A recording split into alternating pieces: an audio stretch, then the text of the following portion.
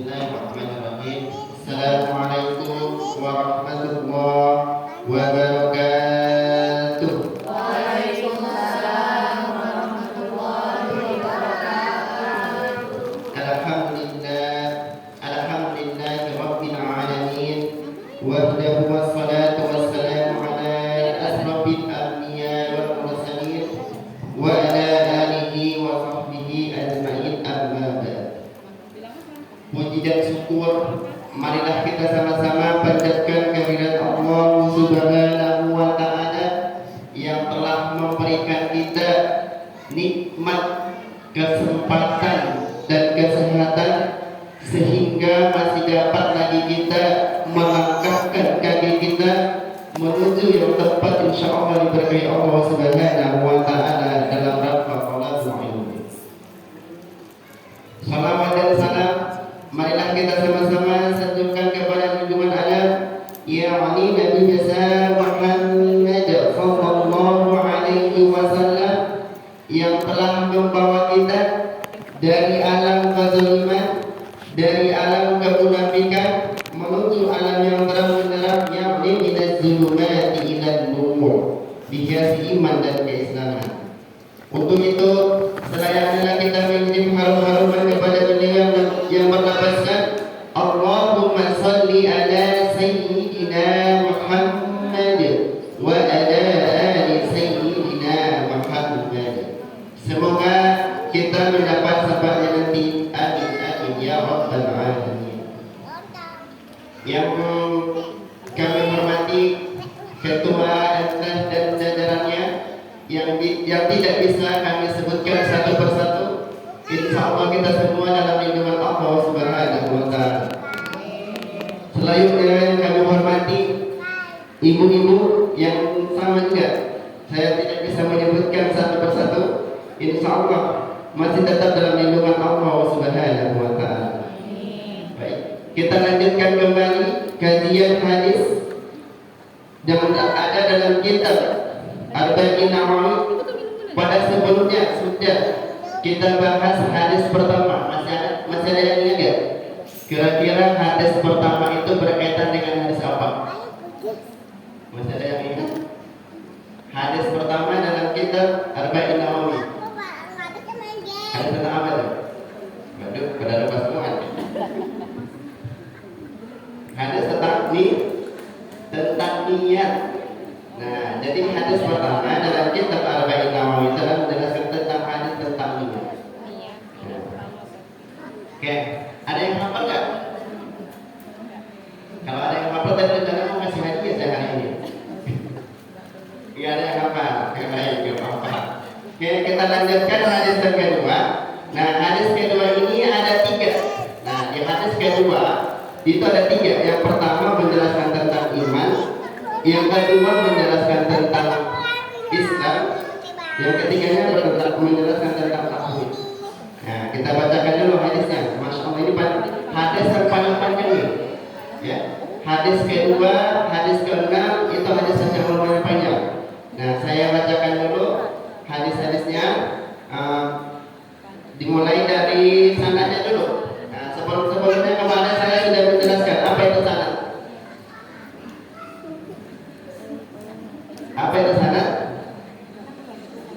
Orang-orang yang meriwayatkan hadis tersebut. Nah, dari Rasul ke sahabat, dari sahabat ke tabi'in, dari tabi'in ke tabi'in sampai kepada kita. Nah, itu yang disebut dengan sanad.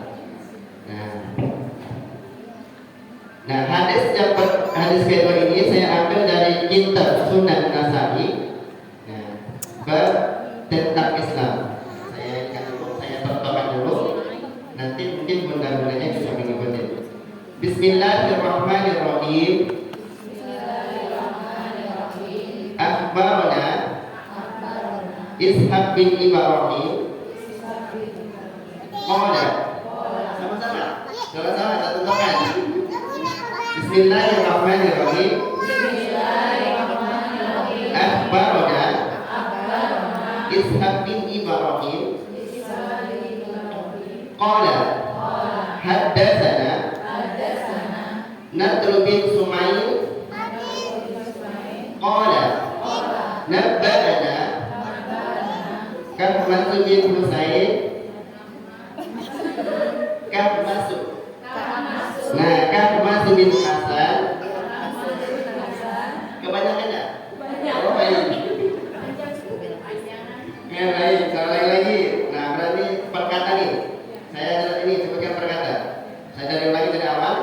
Akhbarana Ishaq bin Ibrahim qala haddatsana Natu bin Sumail qala anba'ana Kahmasu bin Hasan qala haddatsana Abdullah bin Buraidah an Yahya bin Ya'mar anna Abdullah bin Umar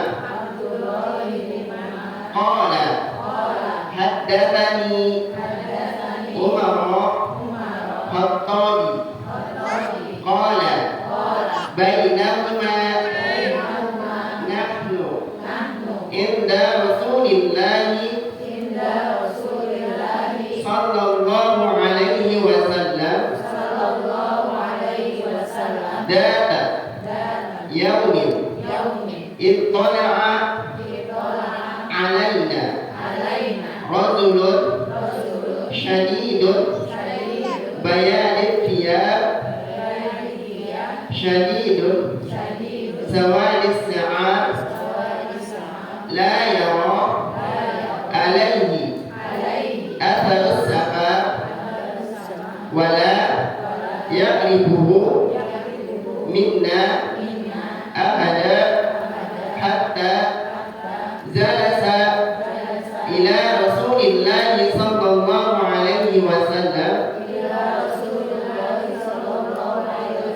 fa asnada rukbatayhi ila rukbatayhi wa wada'a kaffayhi ala fahadihi thumma qala ya Muhammad akhbarani al-Islam qala anna tashhadu an la ilaha illallah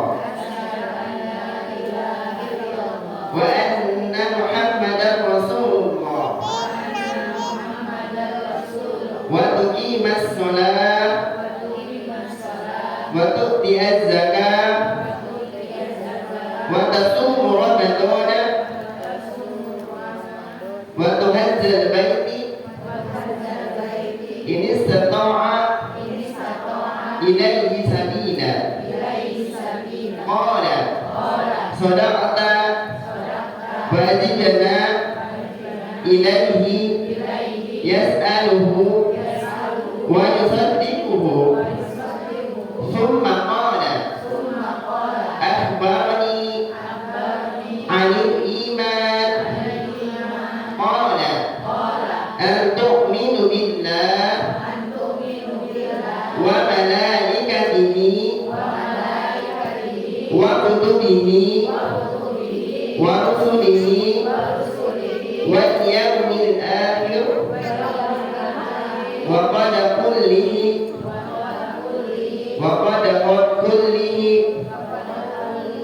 khairi wa syarrihi qala sadaqata qala fa afni al-insan an ta'budallaha ka'annaka tarahu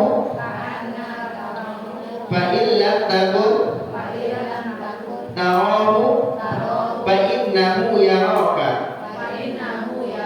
qala fa akhbirni anis sa'ah qala mal mas'ulu anha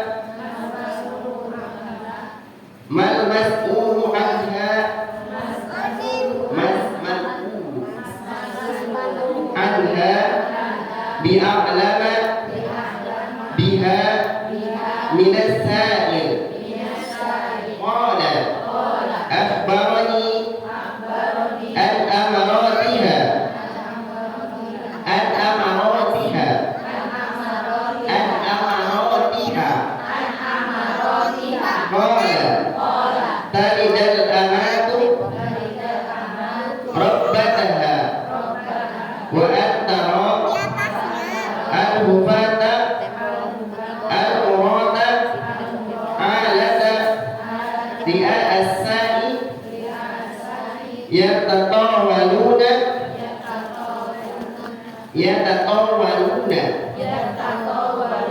fid dunya. Qala Umaru falabistu salatan thumma qala li rasulillahi sallallahu alaihi wasallam ya Umar hal tadri man sa'il. Qultu Allahu wa rasuluhu a'lam. Qala fa innahu Jibrilu alaihi salam atakum wa yu'allimakum amra dinukum. Akhrajahu Ibnu Majah. Nah, jadi hadis ini dituliskan dalam kitab Ibnu Majah. Panjang enggak? Kelihatannya apa? Panjang ya. Nah, jadi kan banyak tadi ada akhbaroni. Nah, sebelumnya saya belum menjelaskan. Ternyata dalam hadis itu ada metode penerimaan atau penyampaian hadis. Nah, jadi dalam hadis ada istilah metode penerimaan atau penyampaian hadis. Nah, yang pertama disebut dengan metode as-sama. Nah, metode yang pertama dalam meriwayatkan hadis atau menerima hadis disebut dengan metode as-sama. Nah, apa itu as-sama? As-sama itu adalah mendengar. As-sama. Ulangi. Nah, metode. Jadi dalam metode ini ya, metode penerimaan atau meriwayatkan hadis. Yang pertama disebut dengan metode as-sama. Nah, as-sama di sini adalah metode mendengar. Maksudnya adalah murid mendengarkan langsung lafaz tersebut dari gurunya. Nah, itu disebut dengan as-sama. Nah, seperti yang ini, maksud ketika dalam halang biasa. Nah, itu disebut dengan as-sama. Jadi si murid tersebut langsung mendengarkan dari gurunya. Biasanya dengan metode as-sama ini dia memakai lafaz haddatsani. Si fulan memberitahukan kepadaku. Nah, dengan kata haddatsani. Terus apa lagi? Haddatsana. Nah, haddatsani, haddatsana. Kalau haddatsani artinya si fulan memberitakan kepadaku. Nah, berarti si fulan ini berarti guru atau si guru memberitahukan kepadaku. Disebut dengan haddatsani. Nah, terus yang kedua disebut dengan istilah haddatsana. Nah, haddatsana itu adalah si guru memberitahukan kepada kami. Nah ini dia kan haddatsani. Kalau dalam bahasa Arab itu kan ada domir anak. Nah, haddatsani berarti kan menggunakan domir anak. Itu nanti ke bahasa Arab lagi lebih panjang lagi. Nah, jadi ada haddatsani, ada haddatsana. Kalau haddatsani berarti mendengarkan kami, pada saya benar. Kalau haddatsana berarti kami. Terus yang kedua akhbaroni. Apa akhbaroni? Mengabarkan kepadaku. Nah, kan khobar. Nah, kabar berarti kan khobar tadi. Akhbaroni mengabarkan kepadaku. Terus yang kedua akhbarona. Mana akhbarona berarti mengabarkan kepada kami. Berarti si guru menyampaikan kepada kami. Terus yang ketiga ada amba'ani. Amba'ani dan memberitahukan. Amba'ani kalau anba'ani bisa aja, nggak apa-apa kita saya dulu. Anba'ani. Nah, anba'ani adalah fulan memberitakan kepadaku. Nah, terus selanjutnya adalah anba'ana. Berarti fulan memberitahukan kepada kami. ini qala, apa makna qala? Dia berkata. Nah, berarti berkata ya. Terus dzakarani, si fulan menyampaikan. Nah, jadi ketika ada lapas-lapas ini, maka berarti hadis tersebut disampaikan melalui metode sama. Nah, jadi ketika nanti jangan nanti ketika bunda-bunda membaca hadis kok ada akhbaroni, ada hadasana, itu maksudnya apa? Jadi cara menyampaikan ini seperti apa? Nah, seperti yang saya sampaikan sebelumnya, karena kita tidak tidak sejaman dengan Nabi, tidak sejaman dengan sahabat, tidak sejaman dengan tabi'in.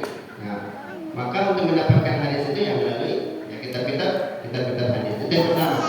Yang pertama adalah as-sama. Yang kedua, nah metode yang kedua adalah al-qira'ah. Nah, al-qira'ah. Nah, metode al-qira'ah ini adalah seorang murid membacakan hadis tersebut di depan gurunya. Nah, jadi disimak oleh gurunya. Nah, itu disebut dengan al-qira'ah. Nah, kalau tadi sama si guru menyampaikan, tapi didengarkan oleh si murid. Nah, sekarang al-qira'ah. Al-qira'ah ini si murid membacakan kepada si guru ya menyimak. Itu disebut dengan al-qira'ah. Nah, biasanya ketika lafaz al-qira'ah itu memakai lafaz qara'tu 'ala fulan. Nah, aku membacakan di hadapan si fulan.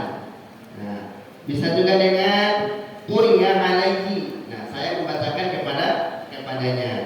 Terus yang ketiga adalah metode al-ijazah. Nah, al-ijazah di sini adalah memperbolehkan. Nah, jadi si guru tersebut memperbolehkan muridnya untuk menyampaikan kepada yang lain. Nah, itu disebut dengan al-ijazah. Nah, si murid tersebut sudah belajar dan diperbolehkan gurunya untuk menyampaikan kepada yang lainnya. Karena tidak semua sahabat itu diperbolehkan untuk menyampaikan yang lain. Ada yang diperbolehkan, ada yang tidak diperbolehkan. Saya ulangi. Nah, metode dalam meriwayatkan hadis yang pertama adalah as-sama, yang kedua adalah al-qira'ah, yang ketiga adalah al-ijazah. Nah, yang keempat adalah al-munawalah. Nah, al-munawalah di sini adalah saya memberikan sebuah catatan. Nah, jadi si guru tersebut memberikan catatannya kepada muridnya, tapi muridnya tidak disuruh untuk menyampaikan atau mengajarkan kepada yang lain. Nah, hanya untuk pada diri sendiri saja. Itu disebut dengan al-munawalah. Nah, al-munawalah di sini adalah si guru memberikan catatannya kepada muridnya supaya si murid tersebut untuk mempelajarinya, tapi si murid tersebut tidak diperbolehkan untuk mengajarkan kepada yang lain. Nah, itu disebut dengan al-munawalah.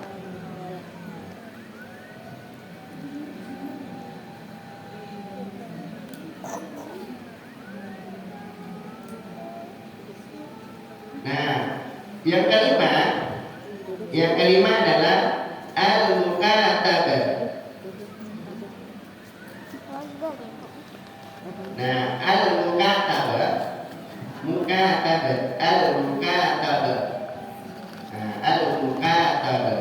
Nah, al-mukatabah di sini adalah si guru menulis apa yang dia dengar untuk muridnya.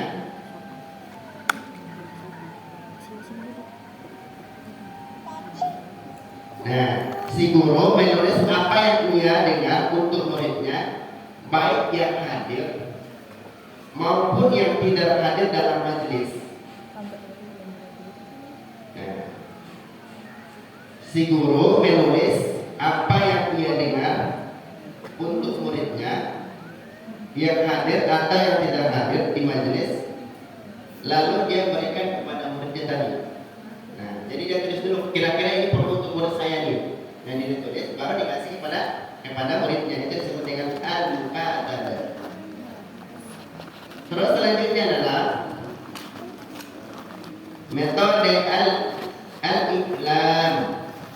Nah, al-iklam adalah informasi.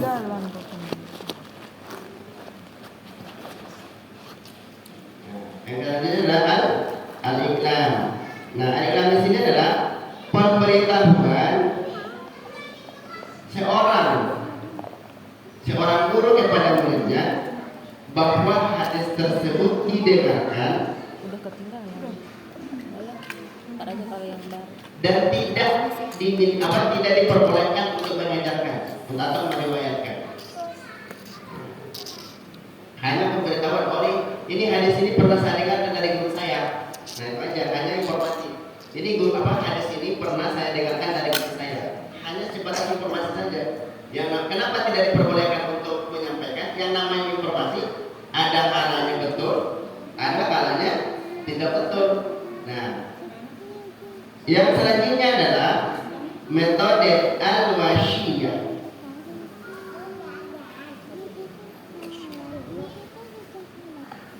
Nah, al-wasyiyah, apa makna al-wasyiyah?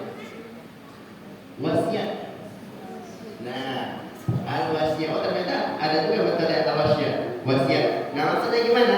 Jadi seorang guru ini sebelum dia meninggal, dia berwasiat dulu kepada muridnya. Nanti ketika dia meninggal, hadis ini diriwayatkan atau diajarkan kepada seseorang. Nah, itu disebut dengan al-wasiyah, metode al-wasiyah. Nah, al-wasiyah. Terus yang ke-8. Nah, yang ke-8 adalah al-wijadah. Al-wijadah.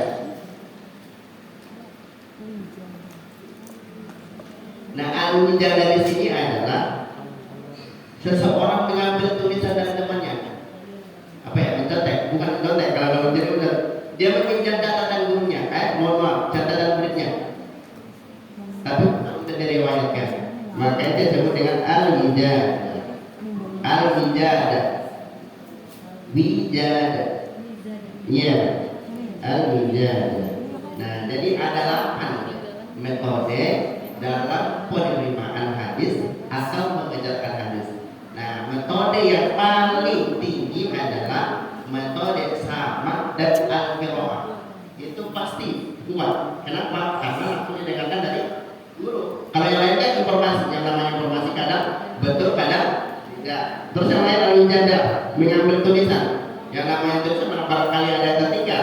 Nah, makanya di dalam 8 metode tersebut yang paling kuat para ulama tidak berbeda pendapat itu adalah metode al-sama dengan metode al-qiraah.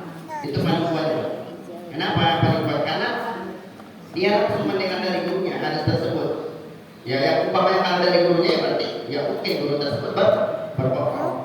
Nah, sama kayak al-qiraah, dia membacakan kepada gurunya, hadis tersebut dibacakan si murid kepada gurunya dan si guru tersebut membenarkan hadis tersebut. Maka itu disebut dengan al-qiraah. Oke, baik. Nah, itu ya. Jadi ada 8 metode dalam meriwayatkan hadis. Nanti ketika mudah-mudahan menemukan hadatsana berarti masuk kepada mana itu? Akhbarani masuk kepada metode apa? Baik. Kita lanjutkan kembali hadis yang berkaitan dengan hadis Islam, iman dan ihsan. Saya terjemahkan dulu ya, saya bacakan lagi hadisnya. Saya cuma baca matanya saja.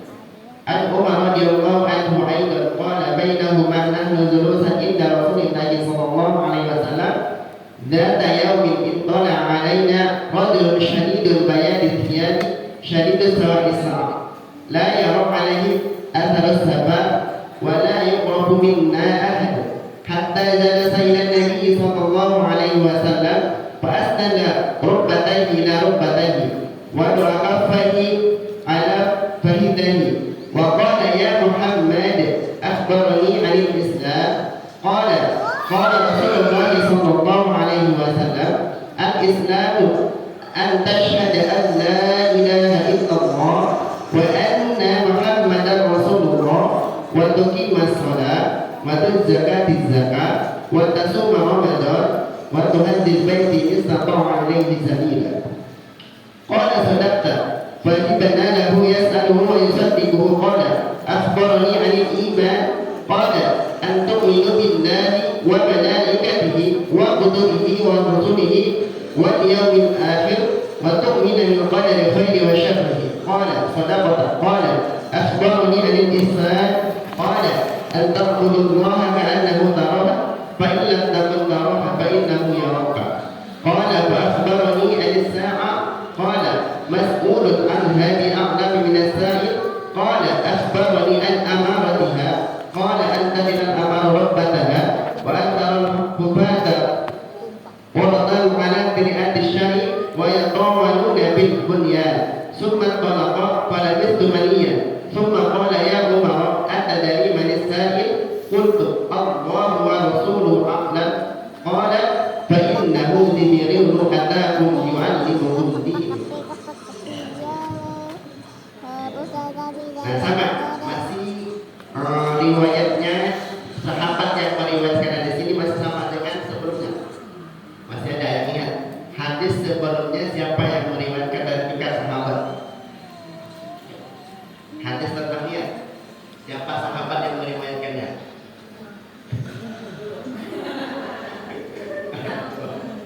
Nah, siapa sahabat yang meriwayatkan siapa?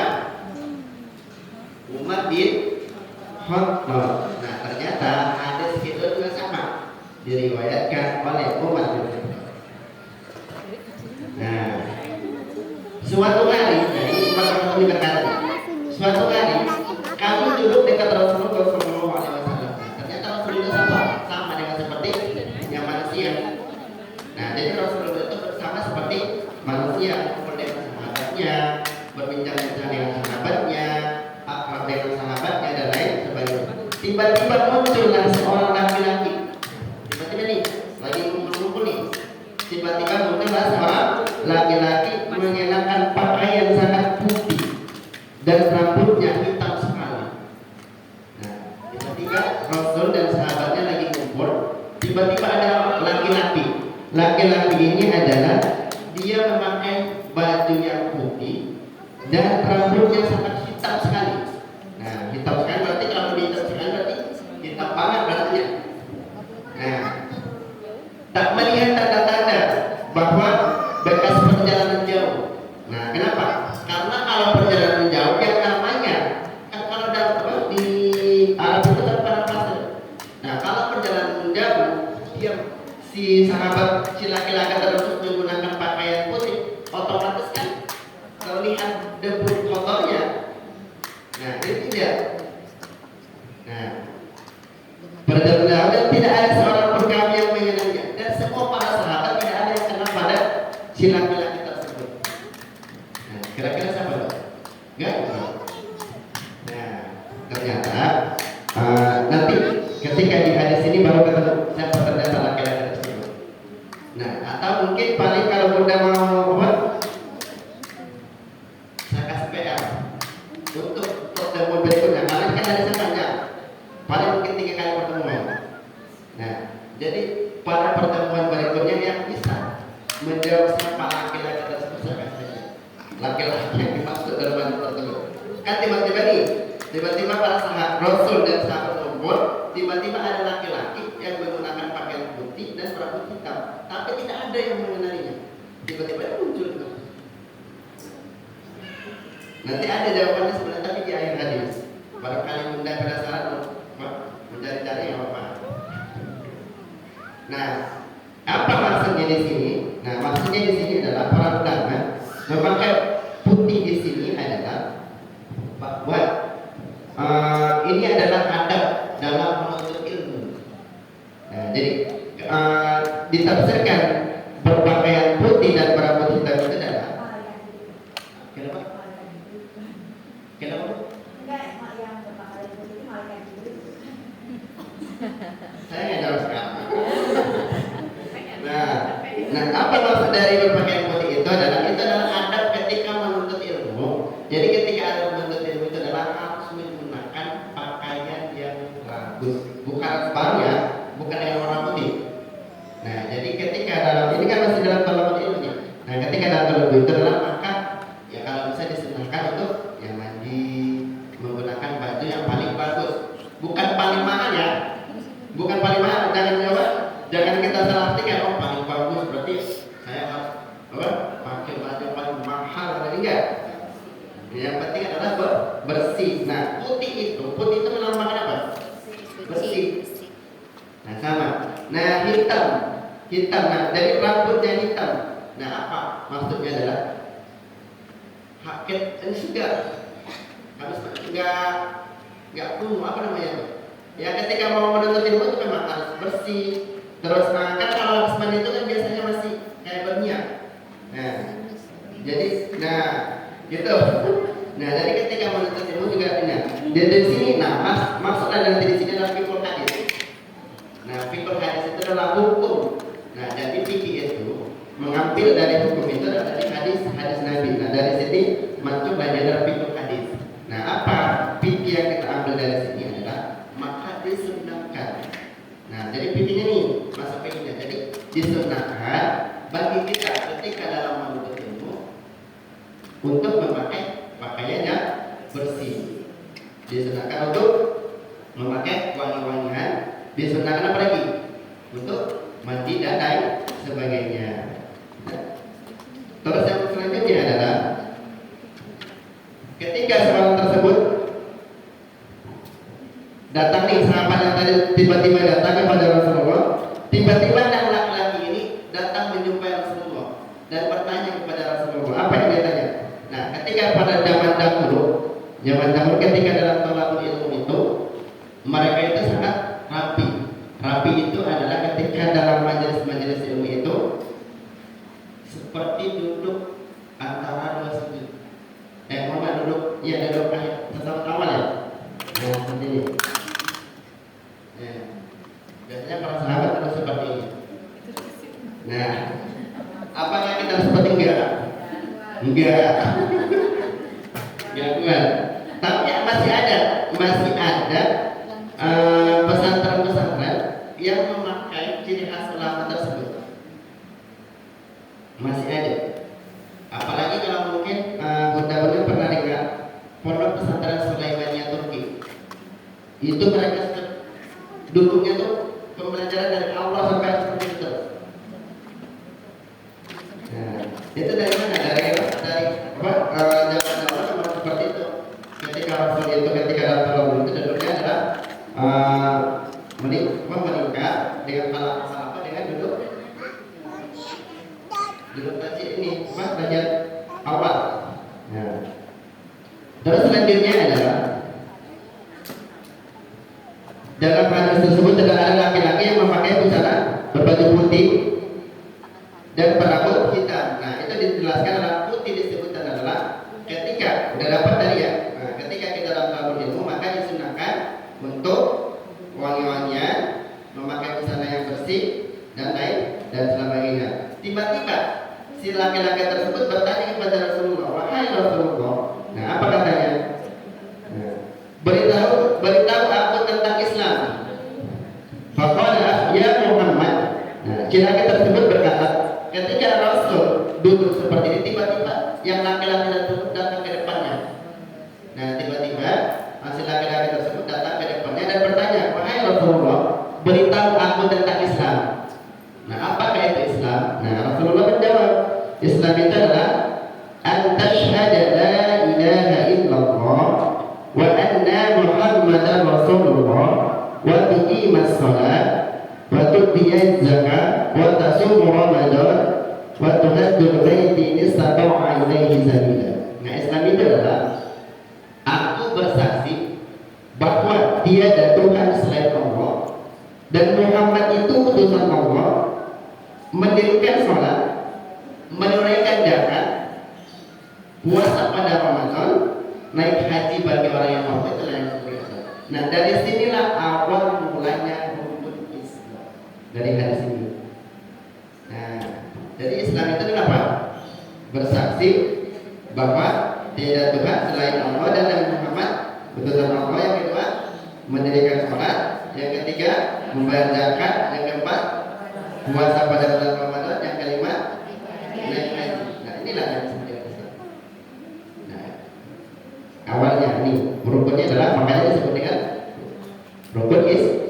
rukun Islam. Dari sini awalnya.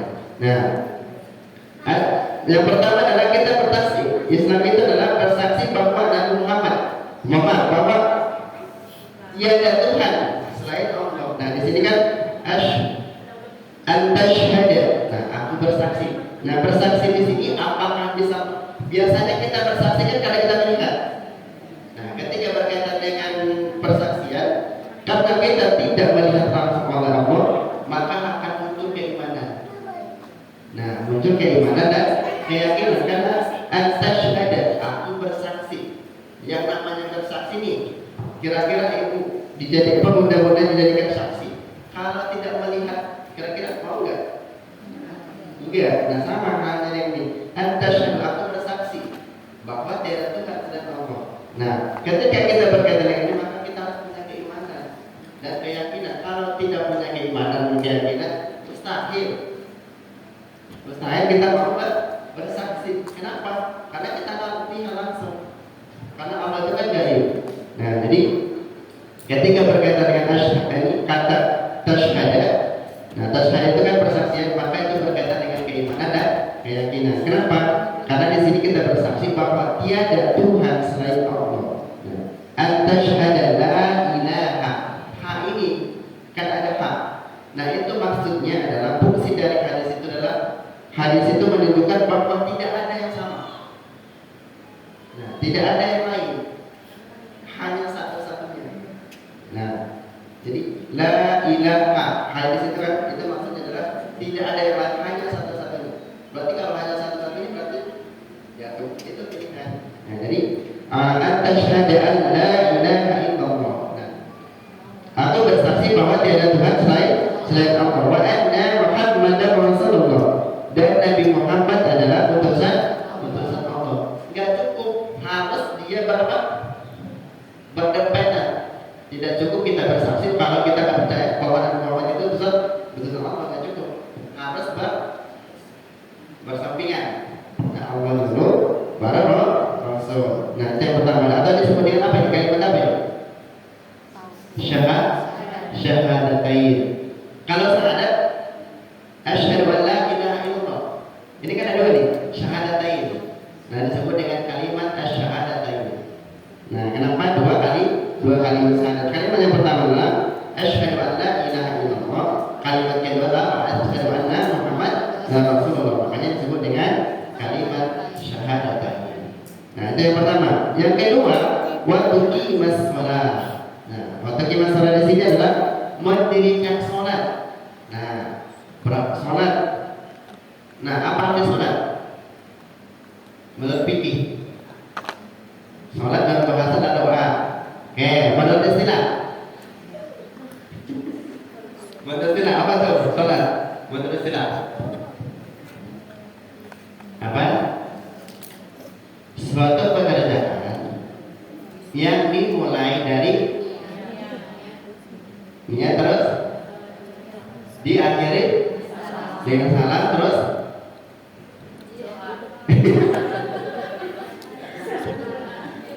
jadi salat itu adalah satu perbuatan yang mulai dari niat dan diakhiri dengan salam sesuai dengan syarat dan rukun salat.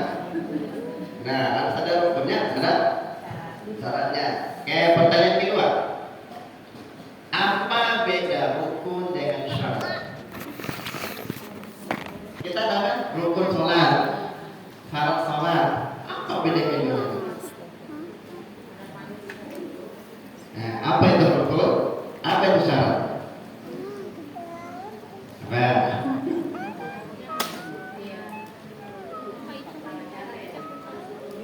Hah? Kalau syarat kurang lengkap. Apa itu syarat? Apa itu rukun? Apa kira-kira? Kalau dia syarat, sesuatu yang dilakukan di luar pekerjaan, itu disebut dengan syarat. Sesuatu yang dilakukan sebelum pekerjaan. Misalnya, syarat sholat apa? Syarat sholat berwudu itu di luar sholat atau ini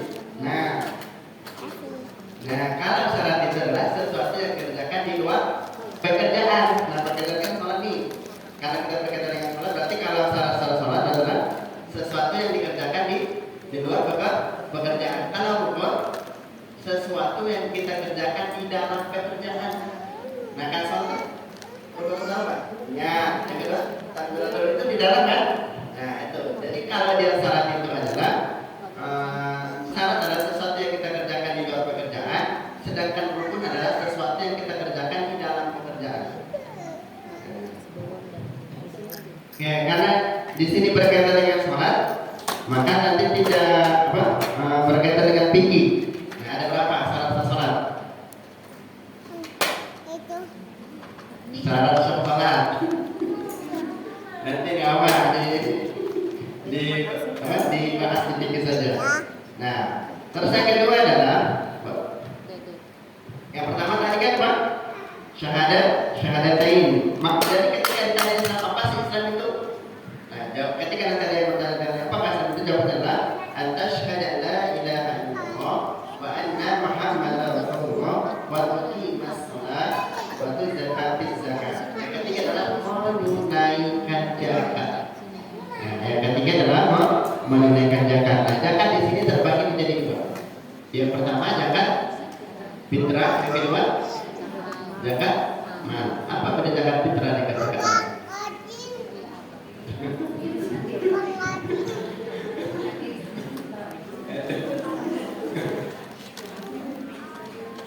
Apa zakat fitrah dengan zakat mal? Satu aja deh.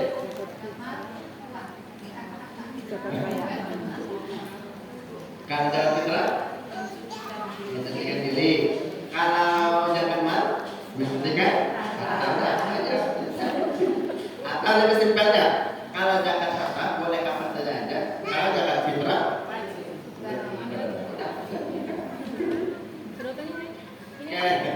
selanjutnya adalah wa tasuma Ramadan. Nah, yang selanjutnya adalah puasa pada bulan Ramadan. Nah, puasa pada bulan Ramadan ada berapa kali? Nah, katakan pada bulan Ramadan. Yang selanjutnya adalah naik haji.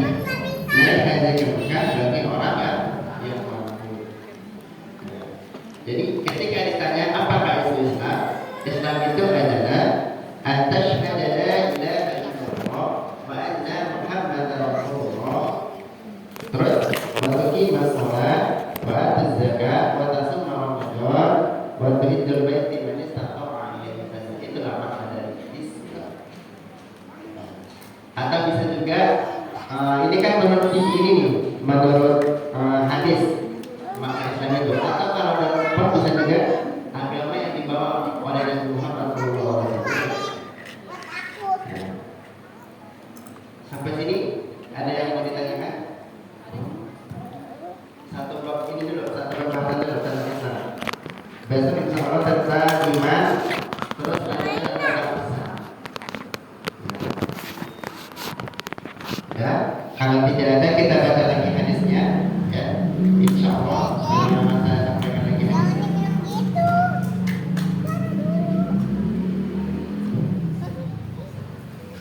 Ketika nanti saya sudah membacakan hadis, berarti saya sudah meriwayatkan hadis tersebut kepada ibu. Nah, berarti apa namanya? Metode apa namanya? Metode apa namanya? Metode apa? Sama. Saya mendengarkan dari Rasul, dari sahabat sampai ke guru saya. Nah, terus hadis itu kan dia perkataan Nabi. Nah, saya akan menjelaskan dulu proses hadis ini sampai kepada kita sekarang ini.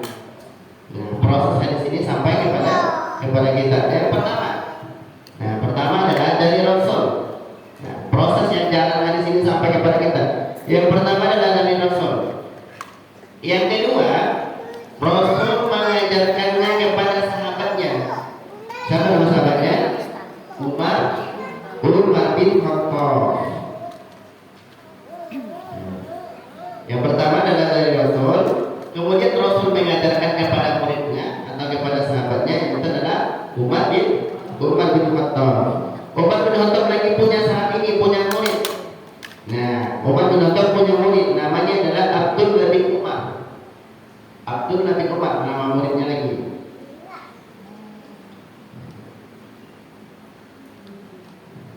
Saya ulangi, Nabi punya muridnya adalah Umar bin Khattab.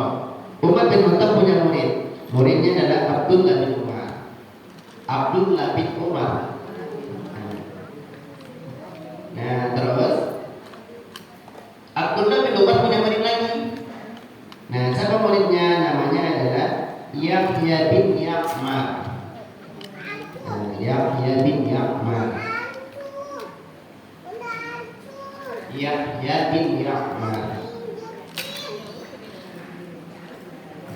Yahya bin Ya'mar. Nah, Yahya bin Ya'mar ini punya murid lagi. Namanya adalah Abdullah bin Buraidah. Abdullah bin Buraidah.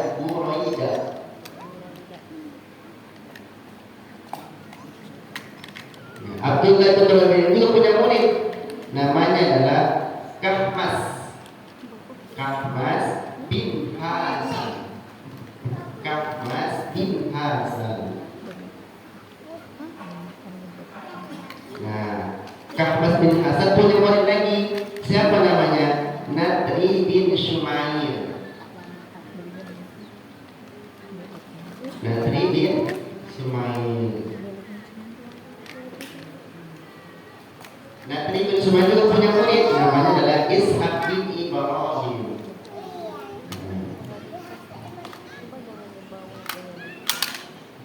Ishaq bin Ibrahim punya murid. Namanya adalah Sunan An-Nasai.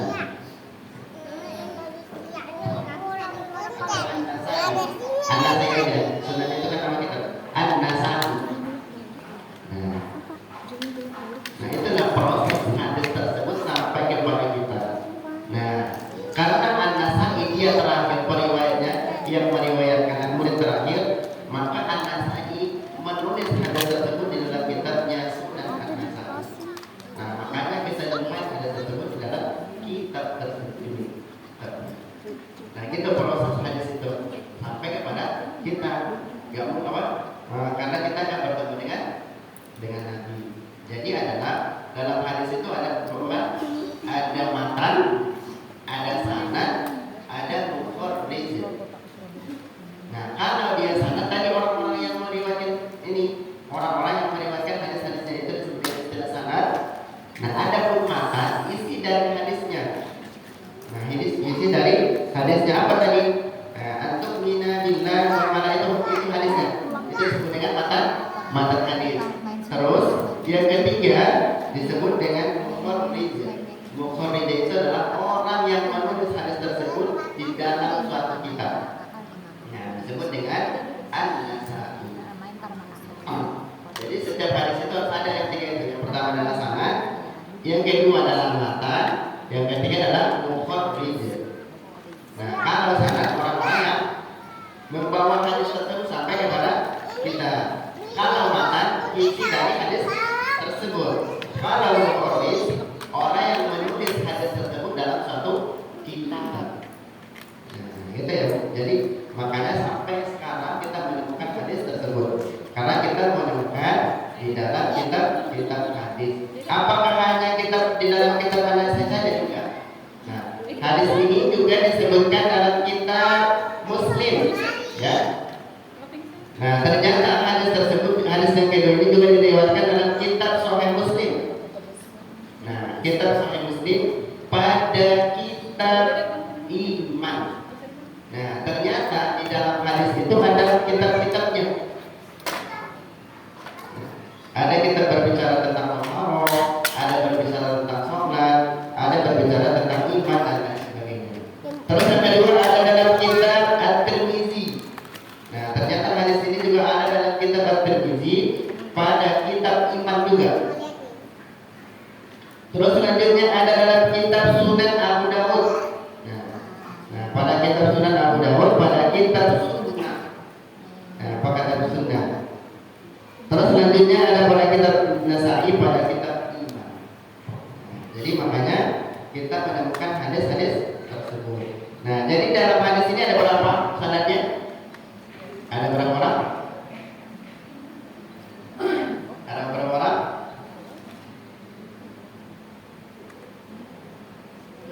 10.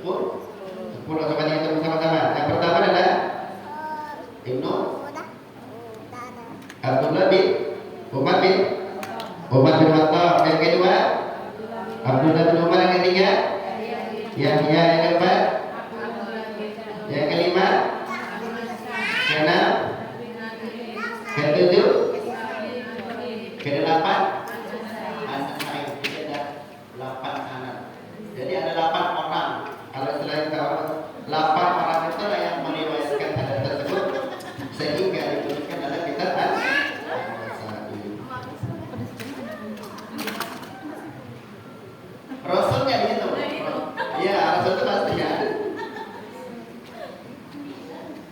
Bilang. Coba kita koreksi bersama. Yang pertama adalah Umar bin Khattab. Yang kedua Abdullah bin Umar. Yang ketiga Yahya bin Ya'mar. Yang keempat Abdullah bin Buraidah. Yang kelima Ahmad bin Hasan. Keenam Nasri. Ketujuh Ishaq bin Ibrahim. Kedelapan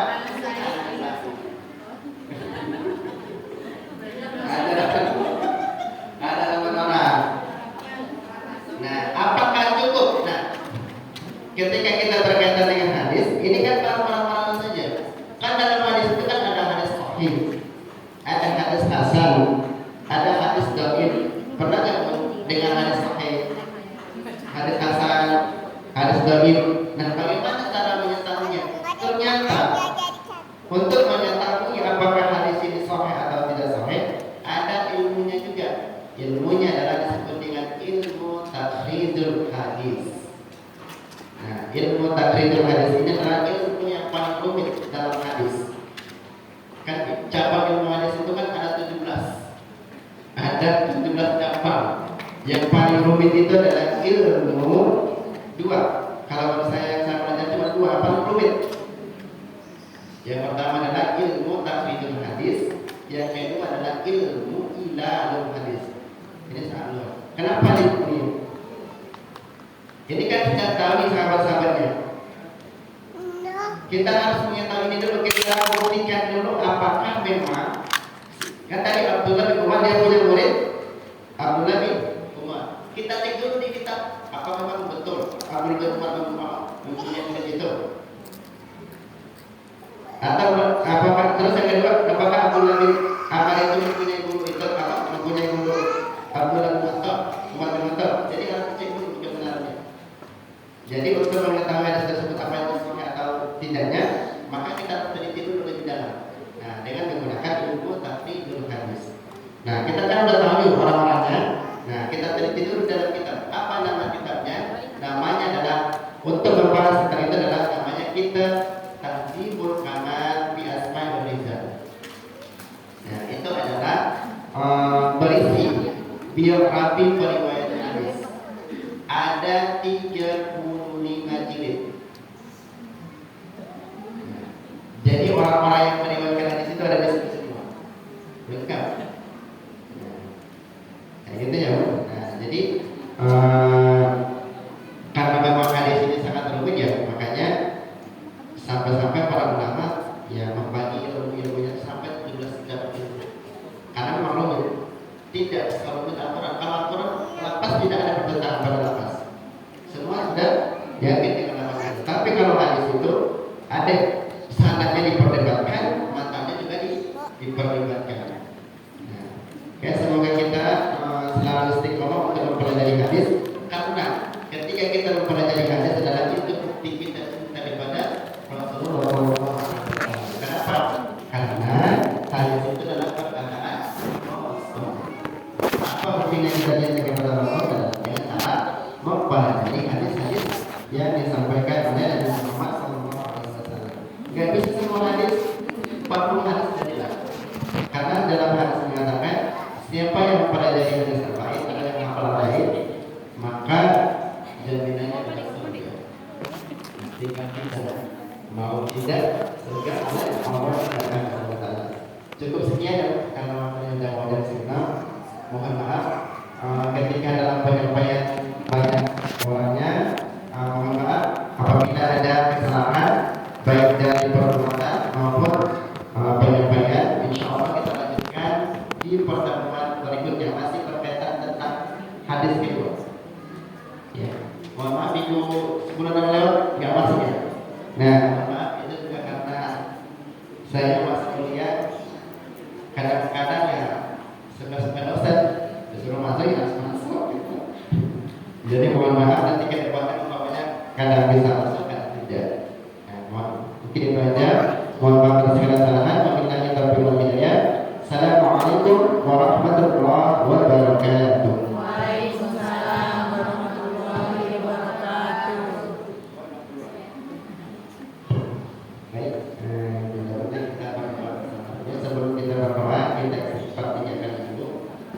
أستغفر الله العظيم أستغفر الله العظيم أستغفر الله العظيم الذي لا إله إلا هو الحي القيوم وأتوب إليه لا إله إلا الله وحده لا شريك له له الملك وله الحمد يحيي ويميت وهو على كل شيء قدير الفاتحة أعوذ بالله من الشيطان الرجيم بسم الله الرحمن الرحيم الحمد لله رب العالمين الرحمن الرحيم مالك يوم الدين إياك نعبد وإياك نستعين اهدنا الصراط المستقيم صراط الذين أنعمت عليهم غير المغضوب عليهم ولا الضالين آمين أعوذ بالله من الشيطان الرجيم بسم الله الرحمن الرحيم الحمد لله رب العالمين والصلاة والسلام على أشرف الأنبياء والمرسلين وعلى آله وصحبه أجمعين اللهم صل على سيدنا محمد وعلى آل سيدنا محمد اللهم أكرمنا بالعلم وأكرمنا بالتقوى والسلامة والصحة يا مجيب السائلين اللهم بطاعتك ولا تعذب علينا ولا تذلنا نسيانك لا حول ولا قوة إلا بالله العلي العظيم اللهم اجعلنا من التوابين واجعلنا من المتطهرين واجعلنا من عبادك الصالحين وصل وسلم وبارك على سيدنا محمد في الأولين وصل وسلم وبارك على سيدنا محمد في الآخرين وصل وسلم وبارك على سيدنا محمد في المرسلين وصل وسلم وبارك على سيدنا محمد في كل وقت وحين اللهم اجعلنا من التوابين واجعلنا من المتطهرين واجعلنا من عبادك الصالحين اللهم إنا سلامة في الدين سلامة في الدنيا والآخرة برحمتك يا أرحم الراحمين ربنا لا تزغ قلوبنا بعد إذ هديتنا وهب لنا من لدنك رحمة إنك أنت الوهاب اللهم إنا نسألك رضاك والجنة ونعوذ بك من شهوتك والنار اللهم اغفر لنا ذنوبنا ولوالدي وارحمهما كما ربيانا صغارا ولجميع المسلمين والمسلمات والمؤمنين والمؤمنات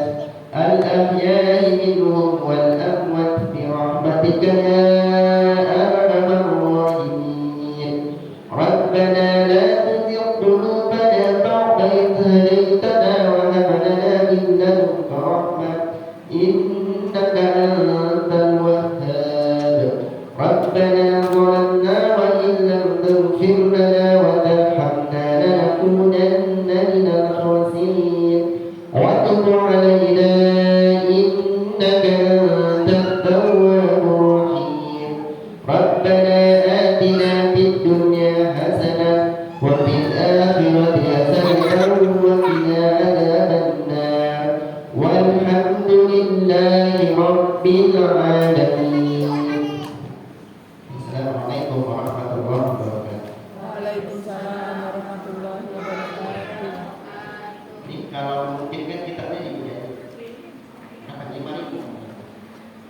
di pasar bukan di mana biar karena nanti bisa dibaca-baca kita ini